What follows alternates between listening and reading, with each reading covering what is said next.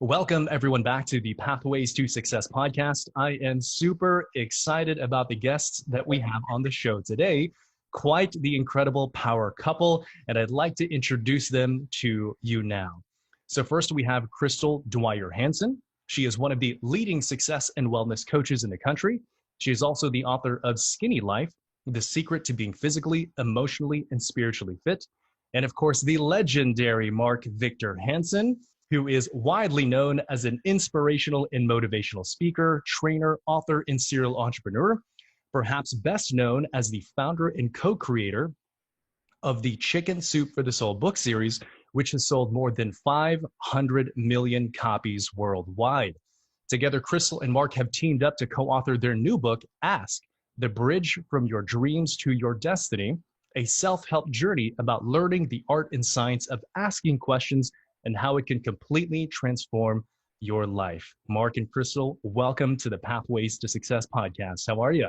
Thank you, Julian. We're great. We're delighted to be with you and everybody watching that's trying to make America infinitely better with entrepreneurship, where you take a little value and make it a big value to the marketplace, yourself, the future, and hopefully create a fortune. Yeah, absolutely. I have to ask, current events, how are you all dealing? How has this perhaps maybe shaped any paradigms that you see? How are things going on your side? Well, we feel really fortunate, Julian, that we've always had a really strong spiritual practice of, prayer and meditation. And so, there are always issues that come up in life, personal crises. And so I think for us, we're dealing with it like we always would with any kind of a crisis or difficulty in life. And that is making sure that we're spending time really reflecting on what matters in that prayer and meditation time, and really counting our blessings, spending time in appreciation, because at times like this, when it seems like we've lost everything, our thinking can go completely negative because we're so focused on the loss, and then the fear comes in and it starts to overtake our thinking. Mm-hmm. So it's important to start your day. I would just really recommend this to everyone. I'm a transformational life coach and clinical hypnotherapist, and just really getting a hold of your thought patterns, because they can bring you down or they can bring you up. And I always say, let's make our minds work for us, not against us. So taking that time, which is what we do every morning, to just be still and, be in the moment, be in now, and say, we're okay right now. Everything's fine. In this moment, we're fine. This is all we have this moment. We don't know what's going to happen in the future, but right now we're fine. And then spending time in gratitude. Like, we have so much to be thankful for: our family, our health, our vision, every little thing you have to be thankful for. And I think that's really a powerful way for people to start. Look around you, the people in your life, the people you have to love. So that's what works for us. It always has, and it's continuing to work for us, and the world will come roaring back and we'll be ready. Yeah, I love that. Well, having had some time to reflect, can you start to already see a kind of a meaning for you, for the world? What do you think about that? Well, I think, first of all, we're teaching and ask, 3 parts of asking. Ask yourself, ask others, and ask God. So my own story coming out of a crisis is I went bankrupt in 1974 and lost $2 million that quick. My best, worst experience. And so I asked myself, what do I really want to do after hiding under the sheets for 6 months and being afraid to answer the telephone for another debt collector? And what I said is, I want to really be a professional, motivational, educational, inspirational speaker. So I was living in Hicksville, Long Island, New York. And I asked my 4 roommates, we were living at super cheap, but I said, any of you guys know anyone that's young, that's not a cotton top, that's not a doctor, lawyer, or celebrity? And they said, yeah, there's this young kid, maybe a few years older than you, Chip Collins, talking in Hauppauge, Long Island, and he's wow. So I got my little beat up Volkswagen, bankruptcy courts and not taken, raced out there, listened to the kid and said, hey, I want to do what you do. And that's the point. I asked myself, I'd obviously been asked, and now I ask my roommates, ask others, and then I'd ask God, what is my destiny? Because our book subtitle is going the bridge from your dreams to your destiny. And we think everybody has a destiny.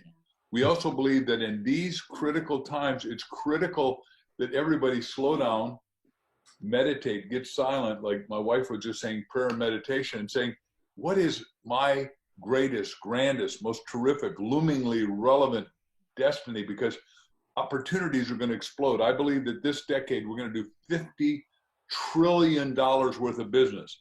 Stuff that we're not even thinking about right now. We can talk about it through intrinsic to what we're talking about today, but it comes out of the correct asking. Wow.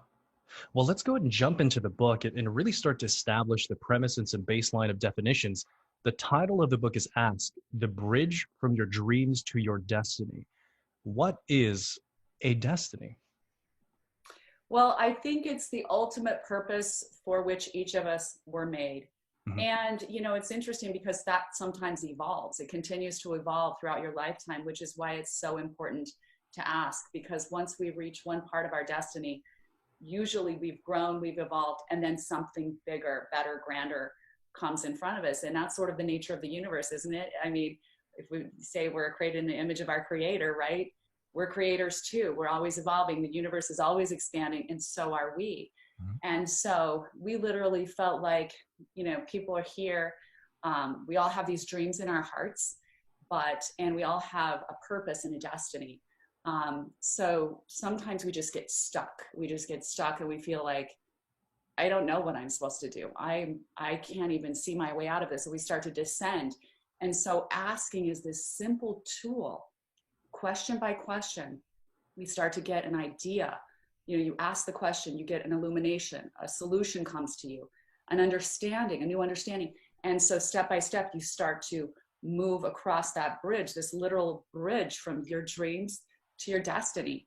And as we started to, you know, interview people and sort of peel apart our own lives, we saw that this is a very real thing. This is a very powerful tool, probably one of the most powerful yet simple tools that you have in your life if you learn to use it correctly. And what would you say to any of our listeners who might feel sort of hopeless and going through adversity and feel like they don't have a purpose, they don't have a mission, they don't have a destiny? What would you say to them? What you got to do is, like, when I was bankrupt and upside down, I kept saying the third thing is, you know, ask God, God, what is your destiny for me? Because God has a destiny. If you're alive, I believe God has a destiny for you and I. And there are a few people out there maybe without any spiritual basis, but 99% of us have some spiritual basis. And atheists go into a foxhole and they immediately find God. It's a fascinating thing because I was in Vietnam, so I'm real clear. Wow. And we're there twice in the last 2 years talking to tens of thousands. Anyhow, the fascinating thing is, I said, what do I really want to do in my heart of heart, God? And he said, look, be a professional speaker. I learned how to do it. I went to that guy, Chip Collins. I said, please, can I ask you how to do the business? He said, look, kid, the chance you make it is 1 in 1,000, you know, but I'll tell you exactly what to do if you stay out of the real estate business and you go into life insurance, which is a bottomless pit, and you do little agencies. There are 1,800 of those companies. There are tens of thousands or hundreds of thousands of agents. You'll never finish training. And I started it not knowing what life insurance was, not knowing what a premium was, not knowing what a CLU was. Now, it has a nice name, but the joke they say is you're cunning, lonely, and unhappy. And the point is, everybody out there that's hanging on by their fingernails has got to start asking new questions and say, hey, wait a second. The yin and the yang sign says, here's crisis, this side's opportunity. So if you get the biggest crisis, you have the biggest opportunities, and they're looming, but you've got to get out of what my wife's just talking about, and I'll redefine it as a pity party and go to what is going to be magnificent, what's going to be wonderful, because we're about to get over this little hump and go back to work. And what do you really want to do in your heart of heart? What is your sublime destiny? Like mine was to be a speaker and then world's best-selling writer, and now an entrepreneur doing stuff that nobody else has done. And one little quick example, Elon Musk, they tried to put him out of business with Tesla and say, you're going to close down. He said, wait. I just worked out a deal with Medtronics. I'm going to make all the respirators that you need. And in 1 week's time, he's turned his whole business around and has made all the respirators we need. So there's a business hiding everywhere. Yeah. And it's the old, in our business, the success self-help business, acres of diamonds. Every one of us has acres of diamonds, and Chris will teach you that they're inside, not outside. So if you're looking outside, you're not going to find it. You got to look inside for your destiny. I love that. I love it. Mark, I'm curious, when you had that vision of becoming a speaker, did you always have that? Was there something that triggered that vision in your life? Like, walk me through that.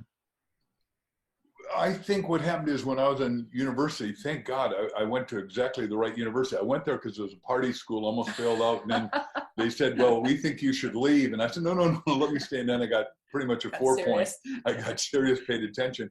But our brilliant president, Dr. Delight Morris at Southern Illinois University, I am a proud Saluki as one of my universities, but made us go to weekly seminars. And you got a little coupon every week, and you couldn't graduate unless you went to half-hour seminars. We had everybody come in there on both sides. Everybody from Jane Fonda as a celebrity anti-war to the general that's pro-war. So I got to hear everybody, and you had to do that. And he tried to make us comprehensivists. And I said, wow, someday I want to have the power to influence. And the goal in the world is that those of us that can need to be influencers of influencers. And that's what your show is doing so good, Julian. I want to praise you, compliment you, and applaud you for saying, hey, look, we got to turn around the thinking, because what my cliche is, what you think about comes about. The law of attraction is real simple. If you think negative thoughts, Crystal and I were talking just now in our either positivity or negativity, all of us got to read self-help action books. All of us got to watch positive podcasts. All of us got to, in Texas, Zig Ziglar would call in the old days, give yourself a checkup from the neck up. Yeah. And, it's, I'm sort of a product of the, personal and professional development genre. And when I first had the opportunity to start doing this, I was like, wow, I can meaningfully contribute now. And look at the people it's leading me to, so that certainly has been a big part in my life. So Mark, you shared a little bit about some of the experiences that have given you these insights about asking. Crystal, can you share a little bit about some of the experiences that you've had that have led you to believing that this works? So I would say probably the biggest crisis in my life is what led me to the discovery that asking is so powerful, and it's a paradigm changer. So I was, high school was very easy for me. I graduated at age 16 and married my boyfriend, who was 5 years older, and found myself a couple of years later in a city by myself, divorced, with a baby on my hip, and absolutely no idea how I was going to support myself. So I applied for food stamps, and I went to the grocery store for the first time. And as I went to, check out and turn those food stamps over to the cashier, this question it was like time stood still. And I said, how did I get here? And it's like there was this spotlight on myself. I was looking at myself and I asked that question. I said, how did I get here? And then the next question that popped into my mind is, am I taking the easy way out, or am I tapping into all my resources to, do the best that I can and come out of this? And I knew what the answer was. I knew I wasn't tapping into my best resources. I knew I wasn't really giving this my best. And so all of that, those thoughts, those questions and answers came. And as I was handing those stamps over to the cashier, I was saying to myself, this will not be my future. And that was the last time I ever applied for food stamps. I said, I will never apply for these again. So I went home and I asked myself, what can I do? What am I qualified to do? And what is the easiest way to get a job tomorrow? So I had heard about Kelly Girls. It was like temporary service agencies. So I called them up. And then I realized there were 3 other temporary service agencies that I could apply to. So I applied for all of them because I thought, why not give myself a really good variety of jobs? Right, yeah. And I'll have more jobs that I like doing. So I started getting hired for, working in attorneys' offices and setting up displays at malls. And I started realizing that I had a knack and an aptitude for business. I liked it. For sales, I liked interacting with people. And so all of that led me to my next step. I decided to get my real estate license. And I also went to hit up some modeling agencies because a couple of people said, you should do some modeling. So I hit them up, asked for, and a year and a half later, I was working for the top home builder in our valley. I became the #1 salesperson. And I was making really good residual money on a couple of television commercials that I had done. I had full Screen Actors Guild benefits for myself and my little boy. So it's like, I really often reflected back on that moment, Julian, because I realized I could have gone one of 2 ways. I could have just collapsed into my own pity and worry and just accepted what was. but those questions really made me wake up, those questions to myself, and put me on a completely different path, literally. And that's there for everyone. It's not that I'm such a genius. It's just that I had this realization that to ask myself, and keep asking and asking and asking. And I think Mark and I have both have had the ability to do that, to be good askers, like challenge what's happening in your life by asking the questions. Because, isn't that what Socrates did at the time, right? He challenged the accepted norms. He believed that the other philosophers of the time, everyone was just supposed to accept everything they were saying. And he said, but it's not the truth. And he started asking, what is the truth? Why is this true? And we need to do the same thing about ourselves. Why can't I be this? What is there? What else is out there for me? What could I do that is much needed in the world right now? When I come out of this, how can I come out stronger and better? We all have this 2 or 3 weeks where we're just like, people feel like they're locked in their homes. But think about it. What if the virus wasn't here? And what if somebody just said, we're just going to give you a 3-week sabbatical. Go home. You'll be able to apply for money to get your bills paid. This is a time to get better. This is a 3 weeks of self-improvement. What if we thought of this as 3 or 4 weeks of self-improvement? Who do I want to be? How do I become that? What books do I need to read? How do I need to challenge myself right now to become that person that I've always wanted to be? I love it. Yeah. So what is the actual process? Is it first the questions and then clarity about the destiny? Is it a combination of both? What is, if there is, a methodology to your book? Okay, so let me do a story, and then I'll do the methodology at the end of the story. But we have a great story by a guy who's become our friend, Jim Stovall. And Jim Stovall is 19 years old. He's spent his whole life envisioning, I'm going to be a superstar in football. Now, that is similar to some of the patterns that people are suffering with that are watching us right now. And all of a sudden, he gets chosen. So he's big, he's strong, he's fast. And they go for the medical, and they say, look, son, I'm sorry to tell you this, but you're going to be blind permanently in 6 months. So now his whole life, I get goosebumps telling you the story. That's true, because it is. So he goes totally blind, and he is suffering in a 9-by-12 room, isolated, sort of like now. Kind of like we are today. And all he's got is a telephone, a television, and a radio. And he used to love to watch movies, action flicks, and see the right hand get thrown. And he kept saying to himself, boy, somebody ought to do something about that. This is a question that's pivotal, because his parents say, hey, look, boy, what I want you to do is go to the blind meeting and find out how other blind people are handling it. Well, he goes, and all he does is see their griping. But he sits next to a woman who is a legal secretary that's blind, that does a great job because she can listen and is flawless. But he's sitting there and says, the question that asked, that pivoted and turned him out of crisis into great opportunity is critical. He says, somebody ought to do something, Kathy. And Kathy said, wait a second. This is a pivotal question. This is a life-changing question. Yeah. We're somebody. We can do something. Right. And now you won't know this next thing, but he created with Kathy narrative television.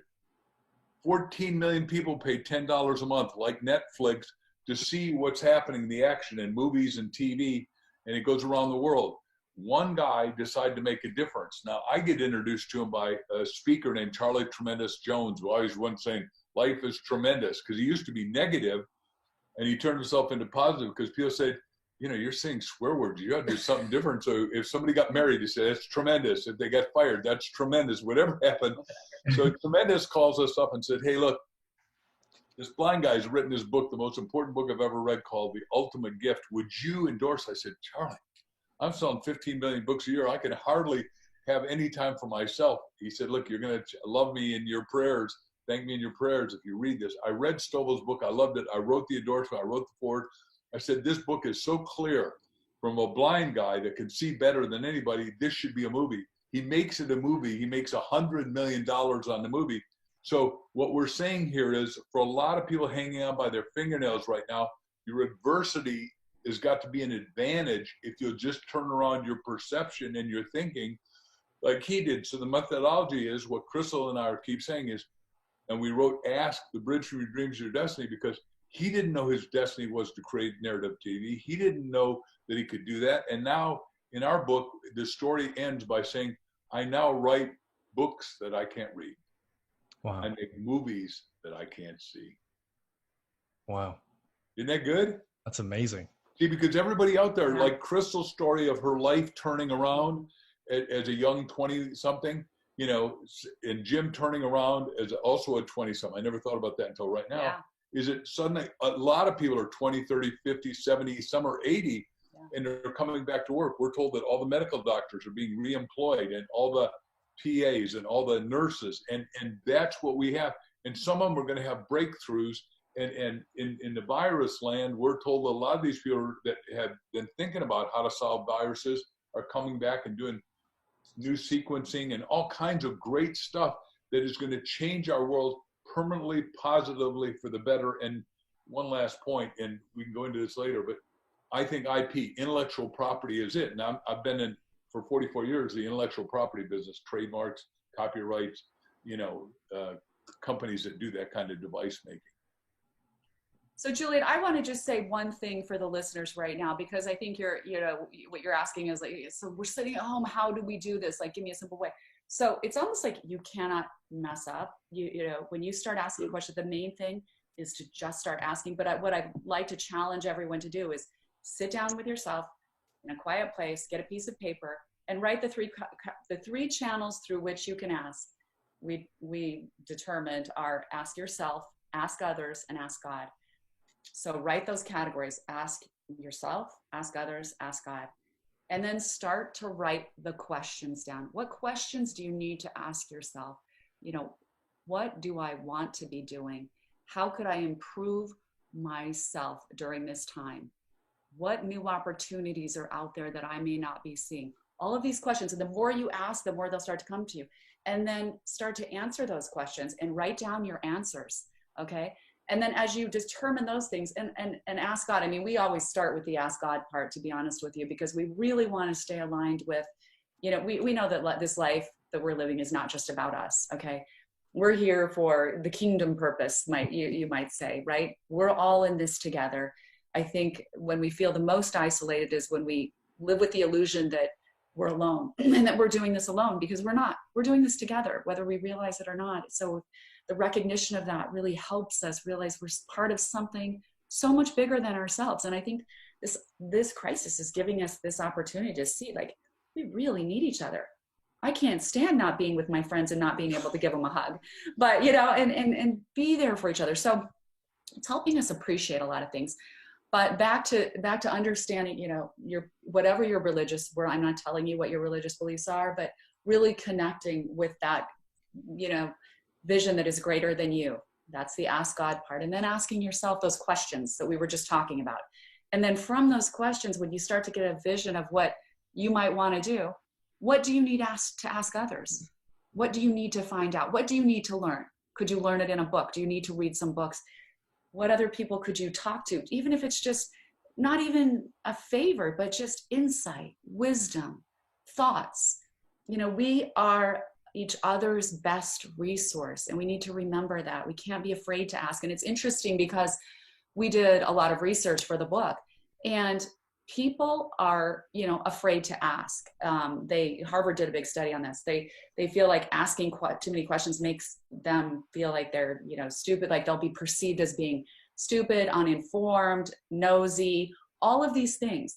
But it's really just the opposite. In reality, when we're more curious, when we ask more questions, the perception of the person to whom we're relating is much more favorable. That person likes you more when you're more curious. They like you more. They have a higher opinion of you when you ask more questions. So it's almost counterintuitive. That's why we wrote this book, because we need to start being more curious about each other, with each other, asking for more, to be a resource to one another. And it's a magical process, really, when you start doing that. But do this deliberate exercise. Be very deliberate about it. You can't do it wrong. Just sit down and start writing your questions and let the answers come to you. If there was one question our listeners could ask themselves right now to give them clarity on that next step, what do you think we should be asking ourselves? Because we said we think the spiritual law runs the mental, which runs the physical, which runs the results. So my question would be, God, what's your destiny for me? Or what's my destiny, God? Either way, you can ask it backwards or forward. But the goal here is repeat it before you go to sleep. Get into that quasi-slumbering area of mind and 400 times say, God, what's my destiny? God, what's my destiny? God, what's my destiny? And you've got to have a pen, paper, notepad, whatever next to the bed, because the answer is going to come. Because once you go into the depth of the soul, you came in here with a destiny destination. At least we believe that. And everybody all the master askers that we've met, whether it was Jim Stovall or that, once he was in the depths of his soul, he figured out what he did. When I was at the depth of my soul, I figured out I was supposed to be a professional speaker. And then my goal was secretly, I wrote down, I'm going to be world's best-selling author, which I'm now world's best-selling nonfiction author, according to Guinness Book of Records. So awesome. It doesn't matter what you write down. It matters that, first of all, you figure it out and ask Big G for the answer. And then once you put it down, it's definite certainty you'll get it. Because I said, when you write your goals, you set a goal and you get a goal, because it is a future destination that you're going to come to. And that's why Crystal said, come from the end result. What has to happen to have all that happen? And obviously I've done, 6,000 or 7,000 talks around the world to 7 million people, and in media, we had 2 #1 infomercials to tens of millions of people a night. So, and we did stuff that nobody else ever did. Like we were on 50 million Diet Coke cases a month for 6 months, because I asked for that real estate. And then the money, it was our book, Chicken Soup for the Romantic Soul, next to Nora Roberts' book. And we sold so many books. We raised enough money with Coca-Cola, Diet Coke, because people who drink Diet Coke read books, thank goodness. And we raised enough money to get 15,000 kids into Boys and Girls Clubs. That was a charity. But our book became #1 for 58 weeks in a row. So it takes new thinking. You can't do same old, same old. And what this crisis is causing is new opportunities for us individually and collectively. But we've got to collectively start thinking positive to keep our movement going forward. I believe that for sure. A couple of days ago on LinkedIn, I posted a quote by C.S. Lewis, and he says that God whispers to you in your pleasures. He speaks in your conscience, but shouts in your pain. It is his megaphone to rouse a deaf world. And I have very deep roots. What's that? It's quite the megaphone right now, right? Right now. Sorry, I didn't mean to walk over you. So I can definitely connect with you when it comes to asking God, right? But let me ask you this. What is your process of discernment? Because sometimes I feel I have notions of what he wants me to do, but not certainty. What is your process of discernment to know for sure what he wants you to do? Well, and I think some of that discernment comes from asking those questions of yourself. And one of the best questions, some of the best questions that you can ask, I think, are, and we have stories about each of these. What am I best at? What am I really best at? Start looking at your life. What are you really, really good at? And the second one is, what do I feel is my passionate purpose? When I'm doing it, what makes me feel passionate? And it's different for everybody. Some people are just incredible, like organizers. They're systems. They put together systems. That person might say, I'm the best organizer in the world. I'm able to figure out systems. I'm able to organize people, things, systems. Maybe I need to, would I be best working for a company in operations somehow? What is the best company? What is the company that is growing the most right now? When I get out of this, where would I want to be in my ultimate, with my skills, my talent, my ultimate world? Where is that? And it's a little bit different for all of us, but what am I best at? What am I passionate about in terms of really feeling good when I do it? And there's another thing. Sometimes we're good at something, but we don't really like it. Like I'm good at, keeping track of, I have a bookkeeper, but I'm good at like organizing my books and keeping track of, but I don't like it. So I'm not going to do that. I know that's not what I'm going to do, because it has to be a combination of those two things. What are you good at that you really love to do? What am I best at? What am I passionate about? And what do I really love doing? Where do all of those three things come together? And then with those things coming together, where are the greatest opportunities in my future? Because like Mark said, we have to keep looking forward as to how the world is changing, because it's changing, it's growing, it's morphing. If you're living in the paradigm of the past, you'll miss it. And it's always the people who are thinking forward and thinking ahead. You're like, oh, I wish I would have thought of that. It seems so easy, but we have to think ahead. Yeah. And the point is, and what will universe deem worthwhile and substantially pay for, a la what she's saying? And there's so much. There's more opportunity, more than ever before. Like, let's just give one of the quickest examples. The other day, we were talking to our friend who is in the soap business. He owns Ultra Soap Company, Harry Singer. And because the world is out of disinfectant soap, because for the first time ever, doctors are washing their hands for 20 seconds, singing the ABCs, start to finish. They're using soap 20, 30 times a day, where they're doing it 2 or 3 times. And they just did it real quick and bent operation. So all the hospitals are out of soaps that are coming to Harry and asking for it. Well, then they said, well, hey, look, we're out of alcohol, and you need 70% alcohol to get rid of that. So he's put together a survival soap, antibacterial, antiviral package. And because nobody was doing alcohol, he was making it outside at his big plant in Kansas. But then he said, well, look, I'll just put a concrete wall that's explosion proof, because alcohol is very volatile. And now he's done it, put the package together. And I said, look, Harry, you're helping these people. You can't keep up with the orders. You're back ordered already. You're hiring more people at a time when it's a disaster. Would you put an insert into every package advertising our book? He said, of course, you write it up. We wrote it up. Now he's putting it in. We're going to end up selling lots of books to people, because we say, look, you got the survival package. Now you got to have your mind ready for survival by knowing how to effectively and using the science and art and philosophy of correct asking to unfold your life as a lotus blossom that is forever blooming. Wow. I love it. I just made up that last part, but aside, Somebody needs to write that down, right? Well, what else from a content perspective do you want our listeners and viewers to know about the book? Well, so in the book, people have a hard time. It's really funny, because asking is just such a simple tool, but it's one of the things that people have the hardest time with. And so we have a section called the 7 roadblocks to asking. And we really discuss those roadblocks, unworthiness, naivete, doubt, fear. There are all these things that we give stories, really good examples, pattern paralysis. We get stuck in these patterns where we think it has to be one way, and we never challenge it. And suddenly we're so miserable. We're not asking the right questions that would reveal why this is so messed up, this pattern that we're in, right? So we take you through all of those 7 roadblocks to asking, and it's a really important exercise for us to go through. Let me give one example out of unworthiness. We're close friends with a guy named Bob Proctor. I've owned 2 companies with him, and Bob is older than us. But Bob is a brilliant, wonderful guy, good to watch online. But years and years ago in the 60s, he is out of the Navy in Canada.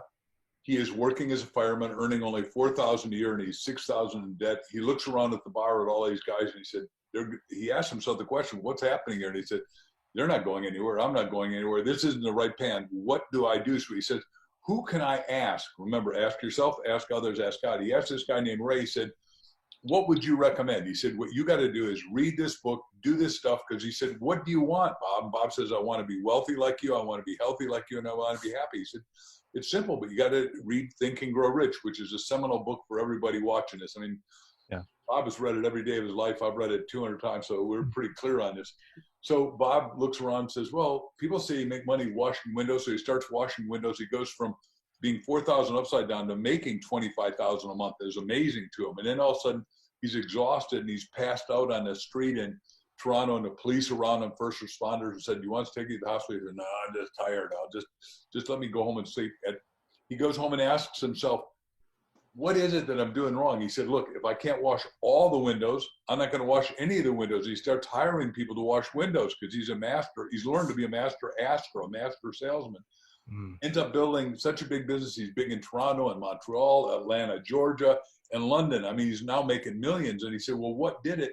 He said, I started listening to self-help action tapes by Earl Nightingale, Og Mandino, guys like me and guys like him now. And it's just amazing. Everyone needs to listen to something positive, like Chris was saying, on a full-time basis.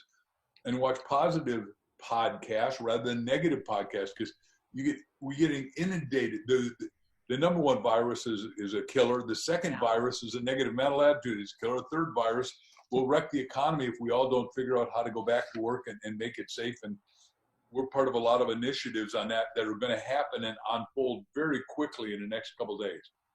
Yeah, I believe. And then I wanted to mention another thing, Julian. We talk about in the book, how do you prepare to be a good asker? Because, there are ways that you do need to prepare, because this is foreign to us sometimes. First of all, you have to start with a belief. The first thing is belief. You have to start with a belief that your answer is there. It is there for you. You are going to find this answer. So as you're asking those questions, just know that you are going to find the answer. The second thing is action. I mean, we can't, sit in our living room with a blanket over our heads and think that, things are going to come to us. Action is always part of the question, because I read a book by Stuart Wildett that says, if you want to become like a top 10 recording artist, don't sit in your living room. You can't tell me that if you don't even know who they are. Who are the top 10 recording artists? If you don't know, if you're not practicing your guitar, so you really have to immerse yourself in that quantum soup, so to speak, of the things that you want. When you start doing your questions and answers, start immersing yourself in the world that you are starting to see. Investigate, take action, find out what those things are. And the third thing is visualization. And Mark and I really love to start out with this. So when you're asking your question, do a visualization. And let's add this to the assignment that we said that you're going to write down today. So do a big visualization with your eye. What does it look like? What I'm doing, what I'm seeing, after you start to get some clarity, what does that look like? And start to describe it. I'm seeing this many clients a month, or, I'm selling this much of my product or this much of my service. I'm growing by this much every month, and literally just describe the perfect scenario. And so start with the end in mind, perfect visualization of exactly what you want from life. And then work backwards.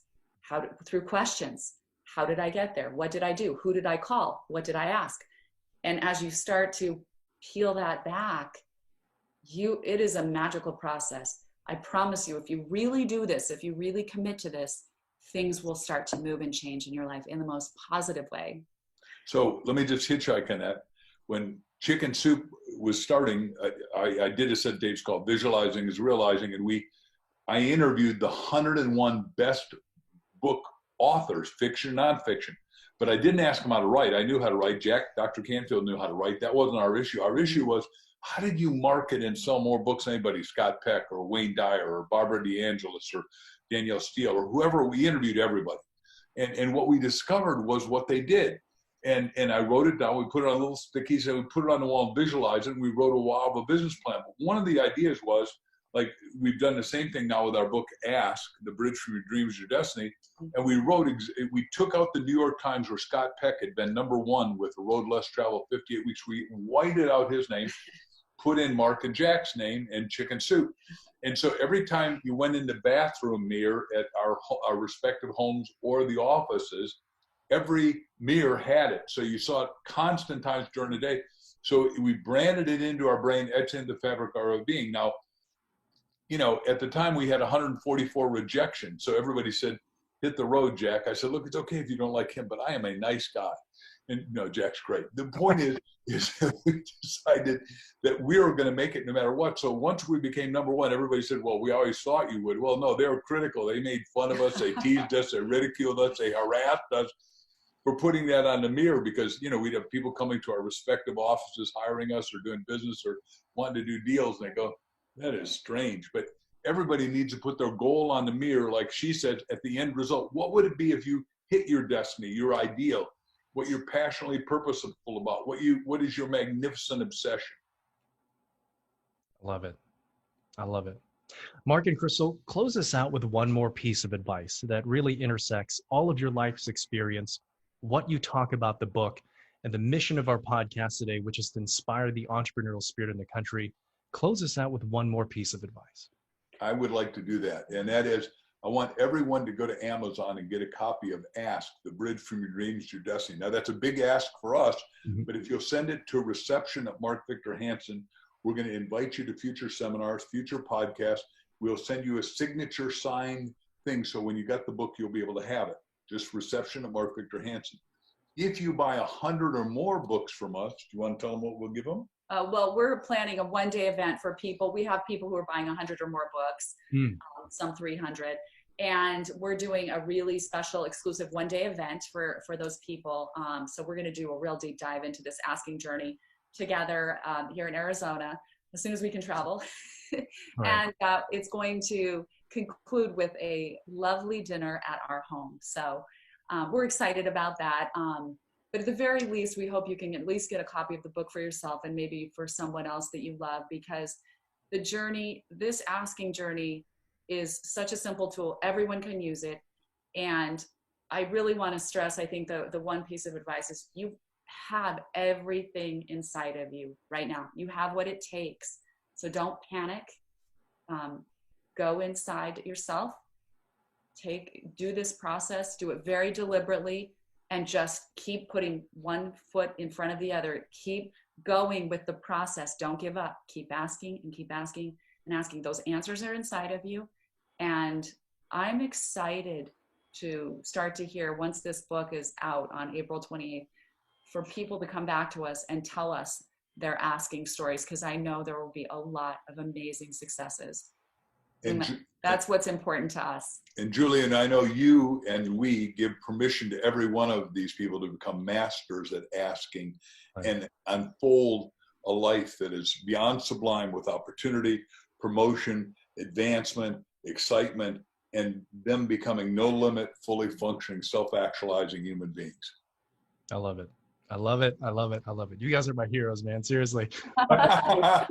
We'll make sure to leave a link in the show notes with your specific link, if you could email that over to me.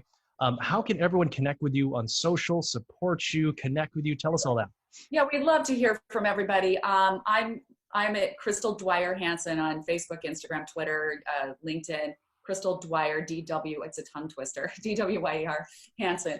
And then, of course, Mark Victor Hansen, Facebook, Twitter, Insta, LinkedIn, all of the platforms. He's there under Mark Victor Hansen. So please reach out to us. I love hearing from people. It's my lifeblood as a transformational coach. Like, my food is like hearing people's success. And so I love that. So let's stay in touch and prop each other up during this time. We're going to get through this better. We'll come out better than ever. I love it. Mark and Crystal, thank you so much for being on the podcast. I thoroughly enjoyed this, and I know our listeners and viewers have as well.